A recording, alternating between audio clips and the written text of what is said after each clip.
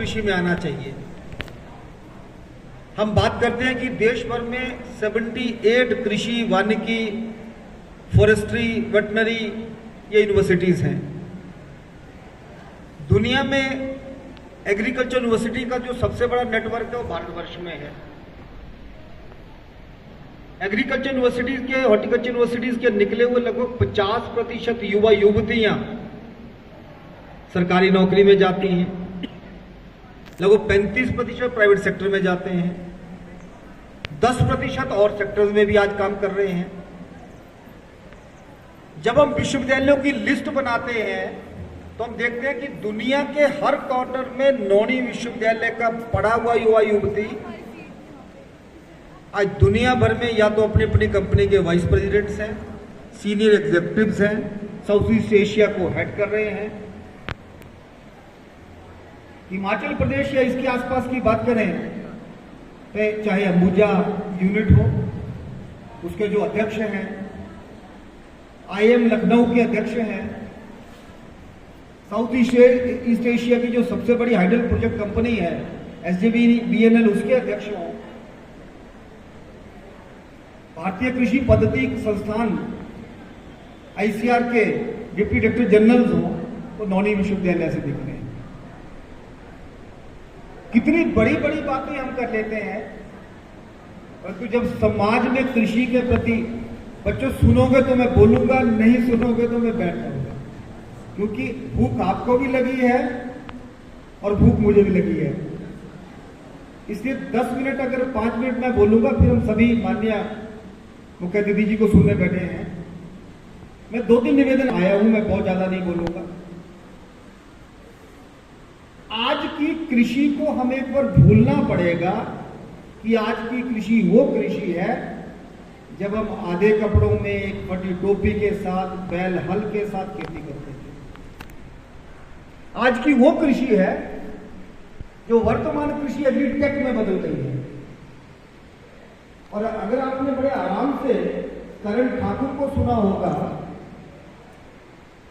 तो करण ठाकुर अगर नौणी में पढ़कर नौणी के सबसे ऊंचे स्थान धारों की धार में बैठकर आज उतना कमा सकते हैं जितना हमें नहीं मिलता, तो मुझे लगता है इस एग्रीटेक को पहचानना पड़ेगा।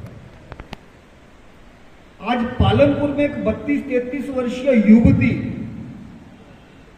600 स्क्वायर मीटर में वर्टिकल फार्मिंग करके अगर लाखों रुपए कमा रही है, तो हमें समझना पड़ेगा कि कृषि का स्वरूप बदला है। आज दुनिया भर में युवा को अगर हम देखते हैं तो कृषि का पढ़ा हुआ युवक युवती कृषि में नहीं जाता, और जिस बच्चे को घर से मोटिवेट करके इंजीनियरिंग में भेजा गया था, वो वापस आके एग्रीकल्चर में काम करना शुरू किया। मैंने आज अध्यापकों के साथ मुझे कुछ बैठने का अवसर मिला, मैंने एक निवेदन किया कि हम अपने घर के, अपने स्कूल के आसपास ढूंढें।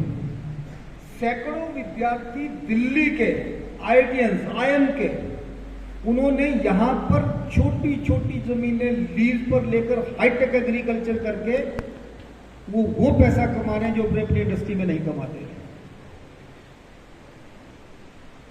तो मेरा अध्यापकों के और जो सम्मानीय प्रिंसिपल्स हमारे पास यहाँ आए हैं, पहले तो मैं उनका शुक्रिया अदा करता हूँ, धन्यवाद करता हूँ कि ऐसे एग्री फेस्ट में आपने अपने बच्चों को लाए। परंतु ये सिंपल एक समारोह ना बने। हमारा जो एनुअल प्रोग्राम होता है, तो एनुअल प्रोग्राम में बच्चों को एक बार नियरेस्ट जो हमारे एग्रीकल्चर कॉलेजेस हैं, हॉर्टिकल्चर कॉलेजेस हैं, यूनिवर्सिटीज है, कृषि विज्ञान केंद्र है, उसमें विजिट करना। जब ये हाईटेक बना है तो जो स्मॉल होल्डर है, छोटा किसान है, उस छोटे किसान के लिए आज कोई समस्या नहीं, उसके लिए कोई चैलेंज नहीं। भारतवर्ष में सिर्फ हिमाचल प्रदेश ऐसा प्रदेश है जहां ऑफ सीजन को हम यूटिलाइज करते हैं। हिमाचल की मिट्टी को, पहाड़ की मिट्टी को आज भी अमृत माना जाता है। इसी एक बार मैं टीचर से दोबारा रिक्वेस्ट करूंगा, अपने आसपास नेचुरल फार्मिंग के मॉडल खड़े हुए हैं, शायद हम उसको पहचान नहीं पाएंगे। दुनिया भर के 11 देशों के वैज्ञानिक जनवरी माह से इन मॉडल्स को विजिट करने आएंगे। दुनिया में ये यूरोपियन कमीशन में ये बात चली है कि हिमाचल प्रदेश ने डिकार्बनाइजेशन पे काम किया है, ग्रीन हाउस गैसेस को जमीन में रोकने का काम किया है। तो कैसे वो मॉडल खड़े किए हैं और साथ मिलकर विश्वविद्यालय के साथ इस पर रिसर्च होने वाली है।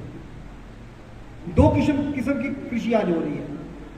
एक कृषि है कुछ ग्रो करना, दूसरी कृषि का फॉर्म है फार्म गेट से प्रोड्यूस कैसे कंज्यूमर की प्लेट तक जाता है, जिसको सस्टेनेबल फूड सिस्टम बोलते हैं।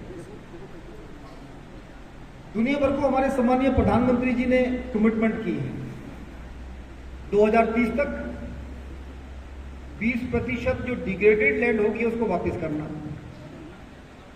2030 तक 20% पानी को कम करना। हमारा गांव में बैठा हुआ छोटा सा किसान इन कमिटमेंट के लिए अपना कंट्रीब्यूशन दे रहा है। क्या हम उसमें मॉडल बनाएं?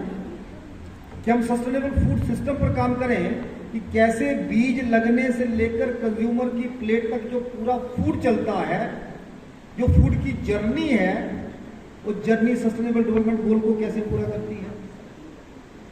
महिलाओं की भागीदारी कितनी हो रही है, पानी कितना बचा रहे हैं, हम जमीन को रीजनरेट कितना कर रहे हैं, हम क्वालिटी ऑफ लाइफ को कितना बढ़ा रहे हैं, क्या क्या प्रोसेसेस हो सकते हैं। अभी 2-3 कार्यक्रम बहुत सुंदर आपने प्रस्तुत किए, इतने सुंदर कार्यक्रम प्रस्तुत किए हैं, उसमें सब कुछ अच्छा था, और जो नहीं अच्छा था वो क्या हमने ढूंढने की कोशिश की। नेशनल फैमिली हेल्थ सर्वे 2019 बोलता है कि हिमाचल प्रदेश में 15 वर्ष से 50 वर्ष की युवतियां 28% अलग अलग न्यूट्रिएंट में डेफिशिएंट है। हिमाचल प्रदेश में तो 3 टाइम भोजन करने वाले लोग हैं, सबके घर हैं अच्छे, सबकी जमीन है। 18% स्टंटेड ग्रोथ है। क्या किसी भी बच्ची की ग्रोथ हमें नॉर्मल लगती थी? क्या किसी भी बच्ची की हेल्थ वो लगती थी जो आज में हेल्थ होनी चाहिए? तो ये जो प्रश्न हमारे सामने हैं, इन प्रश्नों के उत्तर हमें ढूंढने, और इसका सीधा सा उत्तर है, आप एक बार नौनी विश्वविद्यालय जो दुनिया भर में पहला दूसरा हॉर्टिकल्चर पे विश्वविद्यालय बना था, एशिया में पहला था, कभी हम अंदर आने की कोशिश करें। इस विश्वविद्यालय की जो दीवारें हैं, इसके रिसर्च स्टेशन की जो बाउंड्री वॉल हैं, वो पशुओं को नहाने के लिए है। हमारे बच्चे जब चाहें, हमारे टीचर जब चाहें, आपकी अवेलेबिलिटी, आपका जो टाइम है, उसके अनुसार कृषि विज्ञान केंद्र और हमारे रिसर्च स्टेशन और मेन विश्वविद्यालय आपको वहां विजिट करवाएंगे। यहाँ छोटा स्टेशन है, नौनी में तो जो हमने कार्यक्रम किया था उसमें किया था कि जहां जिस लेबोरेटरी में, जिस लाइब्रेरी में आप जाना चाहते हैं, वहां फ्रीक्वेंटली जाइए, आप प्रश्न खड़े करिए, आप प्रश्नों को लेकर वापिस जाइए। तो मैं बहुत लंबा न कहकर आपसे ये निवेदन करूंगा कि दुनिया भर में बहुत कम देश ऐसे बचे हैं जहां हमें खेती की विधा आती है। आने वाले समय में दुनिया को हमें खिलाना है, और जब हमें खिलाना है तो प्रोडक्शन और मार्केटिंग की टेक्नोलॉजी हमारे पास होनी चाहिए, और ये टेक्नोलॉजी होगी तो हमारा अच्छा जॉब भी होगा, हमारी हैंडसम सैलरी भी होगी, और सबसे बड़ी बात है हमारी हैप्पीनेस भी होगी। ऐसा जॉब होगा जिसको हम एंजॉय करेंगे, जिसमें हम अपना पैशन को ढूंढेंगे। तो अभी मार्च और अप्रैल महीने में हमारी एडवर्टाइजमेंट निकलती है, हम कोशिश करेंगे कि अलग अलग स्कूलों में इस एडवर्टाइजमेंट को भेजें। www.yspuniversity.ac.in इस आईडी से आप हमारा वेबसाइट चेक करें। क्या क्या गतिविधियां शौक से देखेंगे, क्योंकि हम सबके हाथ में मोबाइल है। विश्वविद्यालय क्या करता है, अलग अलग विभाग क्या है, यहाँ का एलुमनाई कितना निकला है, वो क्या करते हैं, स्पोर्ट्स कैसी है, क्रॉस एक्सचेंज कैसे है, विदेशों के साथ कोलैबोरेशन कैसा है, जब ये समझेंगे तो आपको फिर घर की मुर्गी दाल बराबर नहीं लगेगी। और मेरा विश्वास है कि आने वाले समय में हमारे बच्चे इन विश्वविद्यालयों की तरफ देखेंगे। 50% सीट्स ग्रामीण क्षेत्र में पढ़ने वाले विद्यार्थियों के लिए रिजर्व की गई, तो मुझे लगता है कि उस रिजर्वेशन का हम लाभ लें। और मैंने बड़े दुख के साथ कहना पड़ता है कि जो रिजर्वेशन की सीट्स हैं वो हमें शहर के स्कूलों से भरनी पड़ती है। तो एक बार कोशिश करेंगे कि हम सब स्कूलों में भी जाएं। आप जब हमें कहेंगे हम आपके स्कूलों में आने का प्रयास करेंगे, परंतु अपने आसपास खेती को देखें। When you move, come out of your home, move with open idea. क्यों हो रहा है, कैसे हो रहा है, कौन कर रहा है। तो इसी निवेदन के साथ मैं एक बार माननीय मंत्री जी का हार्दिक अभिनंदन करता हूँ। सर, व्यस्ततम समय आप आज बहुत व्यस्त थे, उसके बावजूद आपने हमारा ये आग्रह स्वीकार किया। और इसके साथ सभी हमारे जो गेस्ट यहाँ आए हैं, आपका भी धन्यवाद। स्कूल के सभी प्रिंसिपल, सभी टीचर, सभी बच्चों का भी धन्यवाद। और साथ में कृषि विज्ञान केंद्र के हमारे जो बहुत एक्टिव हेड हैं डॉक्टर जितेंद्र चौहान, या उनकी टीम का भी मैं अभिनंदन करता हूं। उन्होंने एक अच्छा कार्यक्रम यहाँ प्लान किया। धन्यवाद। जय हिंद।